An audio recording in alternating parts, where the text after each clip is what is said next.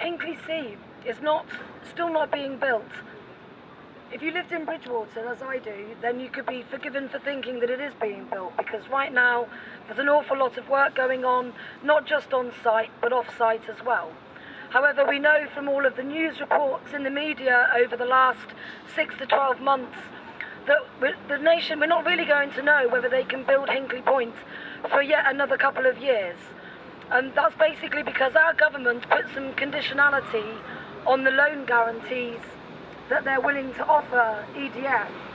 And those loan guarantees say that Flamanville has to be up and running before we give them any money. So until 2019, the future of Hinkley Point C is still very questionable.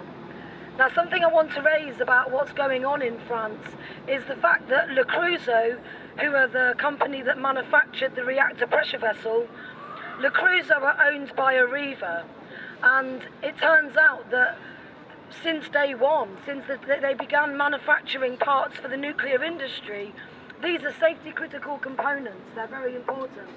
And it now turns out that they've been manufacturing defective parts, and not only have they manufactured defective parts, they've falsified documents, and these parts have found their ways into reactors right around the world. Some of these parts are in reactors here at Sizewell, and our government and our regulators tell us that's not a problem. But I read John Large's report that he wrote for Greenpeace France, and I would say that the parts in Sizewell C are definitely a problem.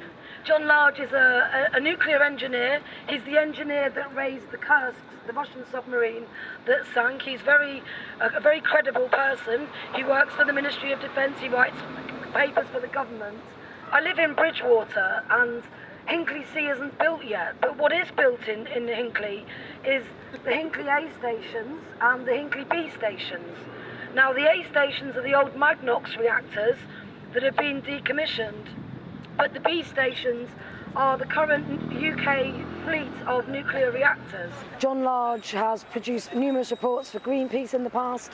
So about 10 years ago, he examined some freedom of information requests that had been put into the public domain about Hinkley, and not just Hinkley, Hunterston B. Our AGRs have graphite cores, and when they get old, as they all do, the graphite starts to crack. And there's a particular type of crack that is most concerning, and it's called keyway root cracking. That's now started to happen at Hinkley and at Hunterston B. These reactors, because of that, are extremely dangerous. Their designed lifetime ended in 2011. They were 35 years old. The keyway root cracking is significant. The models that EDF used to predict it are very poor models. They don't match with the reality very well. The ONR have admitted this themselves. And so these models aren't predicting well where the cracks will occur and the extent to which they will occur. EDF, they want to continue operating until 2023, and so within the next few years they're probably not going to be able to meet the current site licensing conditions, and so EDF have asked the regulators to, of course, do that thing called changing the safety levels. You know, me or you, when our car fails its MOT, we have to weigh it in. These guys just get to change the MOT test parameters. Large said that it was gambling with public safety to keep those reactors running. Now, our government wants to keep them operating. Hinkley C is a long way off happening. They're looking at energy gaps, and also through the electricity market reform, they've given EDF windfalls for these old reactors. It's called an atomic ATM. You know, it keeps giving you money. It's like 1 billion in windfall subsidy for Hinkley for keeping it running. So they've got a lot financially vested in keeping these things running. So it's really important that we shut them down. I've heard Shigeo talk today about how the future is in renewables.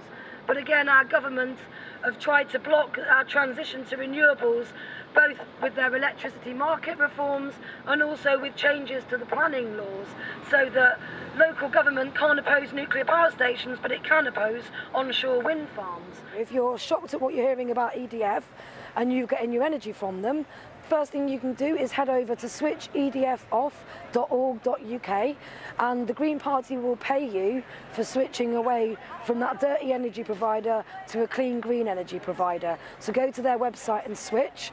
Also, the renewable future that we need, because renewables are the way forward, our government is also blocking those. There is a campaign called the 10-10 campaign. Google it, find ways that you can support onshore wind, solar panels, and start getting the energy systems that we deserve.